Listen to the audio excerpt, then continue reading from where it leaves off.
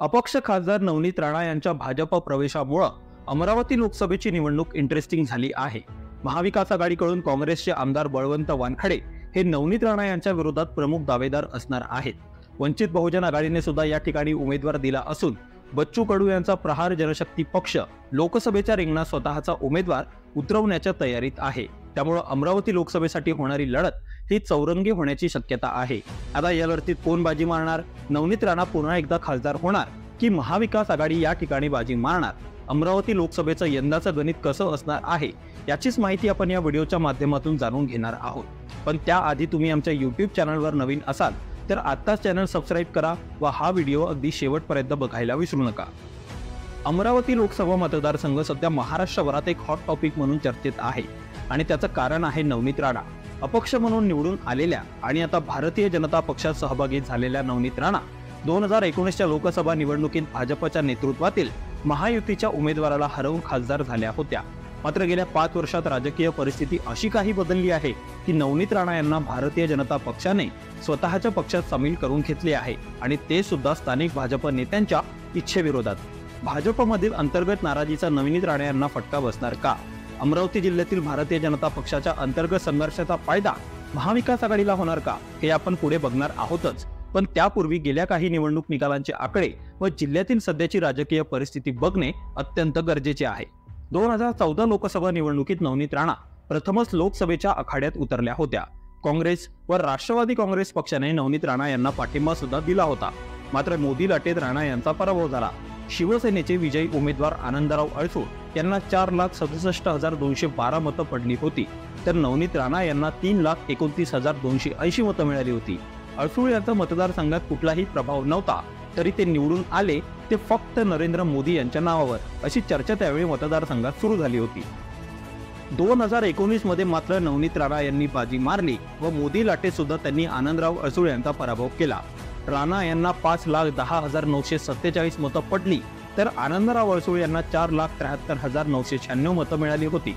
यातील अर्धी मतं जरी काँग्रेस व राष्ट्रवादी काँग्रेसची होती असं गृहीत धरलं तरी अर्धी मतं नवनीत राणा यांच्या स्वतःच्या हक्काची होती। गेल्या 10 वर्षात नवनीत राणा यांनी मतदारसंघात फिरून स्वतःचा एक गठ्ठा मतदार वर्ग निर्माण केला आहे।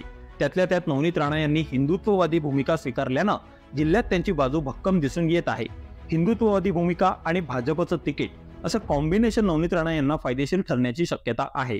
दुसरीकडे महाविकास आघाडीचे उमेदवार बळवंत वानखडे हे सुद्धा मोठ्या ताकदीने निवडणुकीच्या रिंगणात उतरले दिसून येत आहे। वानखडे हे सध्या दर्यापूर विधानसभा मतदारसंघाचे आमदार आहेत। एकट्या दर्यापूर विधानसभा मतदारसंघात तब्बल 1 लाख मतांचं पाठबळ त्यांच्याकडे आहे। शिवाय जिल्हाभरातील अनुसूचित जमातीची मतं यंदा त्यांना मिळण्याची शक्यता आहे। महाविकास आघाडीतील सर्व पक्ष एकत्र येऊन लढले तर ते नवनीत राणा यांना काट्याची टक्कर देऊ शकतात, अशी चर्चा सध्या जिल्ह्यात सुरू आहे। या झाल्या शक्यता, पण अमरावती जिल्ह्याची सध्याची परिस्थिती काय आहे आणि ती कोणाला फायदेशीर ठरू शकते हे आपण आता बघूया। लोकसभा निवडणुकीचा विचार करायचा झाल्यास 2004 नंतर काँग्रेस किंवा राष्ट्रवादी काँग्रेस प्रत्यक्ष कधीच स्वतःच्या चिन्हावर या मतदारसंघात लढली नाही। अपक्ष व सहकारी पक्षांना ही जागा आघाडीत देऊन त्यांना पाठिंबा देण्याचं काम या दोन्ही पक्षांनी आतापर्यंत केलं आहे।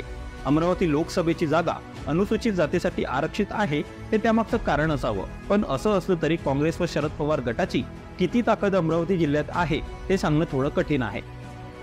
सध्याच्या घडीला अमरावती जिल्ह्यात काँग्रेस पक्षाचे 3 आमदार आहेत, ज्यात आमदार यशोमती ठाकूर, आमदार सुलभा खोडके व आमदार बळवंत वानखडे यांचा समावेश आहे। काँग्रेस आमदार असलेल्या या तिन्ही मतदारसंघातून महाविकास आघाडीच्या उमेदवाराला 3 ते 4 लाखांचं मतदान होणे अपेक्षित आहे। मात्र ते होईलच याबद्दल साशंकता आहे। शिवाय महाविकास आघाडीला नरेंद्र मोदी यांच्या विरोधात होणारं मतदान यंदा त्यांनाच मिळणार याबद्दल सुद्धा शंका उपस्थित केली जाऊ शकते। वंचित बहुजन आघाडीचा उमेदवार या ठिकाणी निवडणूक लढणार असल्यानं मुस्लिम व अनुसूचित जातीतील महाविकास आघाडीची मतं वंचित बहुजन आघाडीला ट्रान्सफर होण्याची दाट शक्यता आहे। बच्चू कडू यांच्या प्रहार जनशक्ती पक्षाने महायुती विरोधात बंड करून उमेदवार दिल्यास अचलपूर व मेळघाट मतदारसंघातील भाजप विरोधी मतं महाविकास आघाडीला पडण्याऐवजी प्रहारच्या उमेदवाराला ट्रान्सफर होऊ शकतात असा अंदाज आहे। महाविकास आघाडीच्या बळवंत वानखडे यांना मिळणारी भाजप विरोधी मतं वंचित बहुजन आघाडी व प्रहार जनशक्ती पक्षाने खाल्ली तर मात्र महाविकास आघाडीपुढे मोठा पेच निर्माण होण्याची शक्यता आहे। दुसरीकडे नवनीत राणा यांचा स्वतःचा एक गठ्ठा मतदार व भाजप आणि शिवसेनेचा मतदार यंदाही नरेंद्र मोदी यांच्या नावाखाली मतदान करेल हे निश्चित आहे। 2014 नंतर हिंदुत्वाची लाट संपूर्ण देशभरात आली. अमरावती लोकसभा मतदारसंघात सुद्धा त्याचा प्रभाव पाहायला मिळाला आणि हिंदुत्वाच्या मुद्द्यावर व नरेंद्र मोदींच्या नावावर मतदान करणारा एक कट्टर मतदार अमरावती जिल्ह्यात निर्माण झाला. तोच मतदार यंदा नवनीत राणांसाठी निर्णायक ठरणार आहे.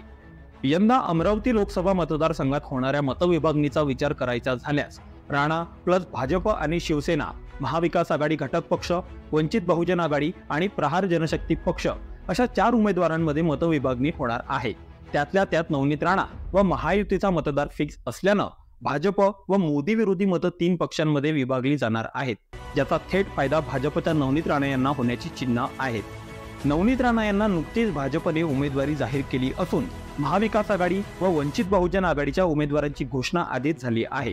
आमदार बच्चू कडू यांनी उमेदवार रिंगणात उतरवला तर सध्याच्या परिस्थितीमध्ये कोणाची बाजू भक्कम आहे हे जाणून घेण्याचा प्रयत्न आपण या व्हिडिओच्या माध्यमातून केला आहे. एक सर्वसामान्य अमरावतीकर म्हणून आपल्याला काय वाटतं, यंदा अमरावती लोकसभा मतदारसंघात कोण विजयी होणार हे आम्हाला कमेंटमध्ये नक्की सांगा. ही माहिती तुम्हाला आवडली असेल तर व्हिडिओला लाईक करा व आमच्या YouTube चॅनलला सबस्क्राईब करायला विसरू नका. धन्यवाद.